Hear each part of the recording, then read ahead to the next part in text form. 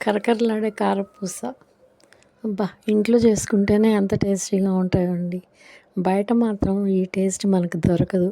కారపూస కానీ జంతికలు అంటారు, లేకపోతే మురుకులు అంటారు. ఇంట్లో చేసుకున్న టేస్ట్ బయట వాటికి రాదు.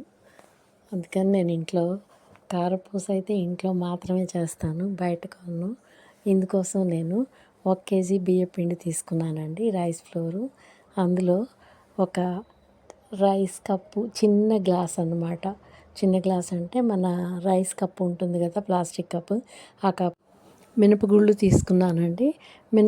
మినపగుళ్ళు శుభ్రంగా కడిగేసి నానబెట్టి ఒక 3 గంటలు దాన్ని మళ్ళీ ఎండబెట్టానండి, నీళ్ళన్నీ తీసేసాక.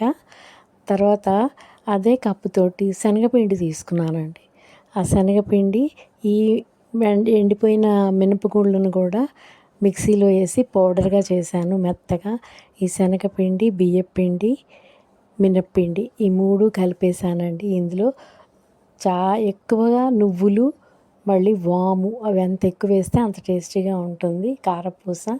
తర్వాత రుచికి సరిపడా సాల్ట్, కారం అవి కూడా వేసేసి కలిపేసి పెట్టుకొని ఈ జంతికలు అదేనండి కారపూస చేస్తున్నాను. ఈ కారపూస చాలా చాలా ఇష్టం ఇంట్లో అందరికీ. ఈ వీడియో మీకు నచ్చితే లైక్ చేయండి, సబ్స్క్రైబ్ చేసుకోండి. నా ఛానల్ సబ్స్క్రైబ్ చేసుకొని వాళ్ళు ఉంటే.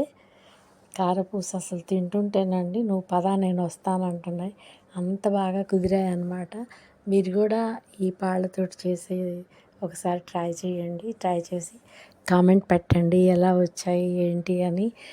మినపప్పు వేస్తే చాలా టేస్టీగా ఉన్నాయండి. జనరల్గా మినపప్పు బియ్యం తోటి సపరేట్గా చేస్తారు, నేను శనగపిండి కూడా వేశాను. అలాగే శనగపిండి బియ్యపిండితో కూడా కారపూస చేస్తారు కదా ఎక్కువగా. ఇలా చేసి చూడండి, మీకు టేస్ట్ అదిరిపోద్ది అన్నమాట. ఈ వీడియో నచ్చితే లైక్ చేయండి, సబ్స్క్రైబ్ చేసుకోండి.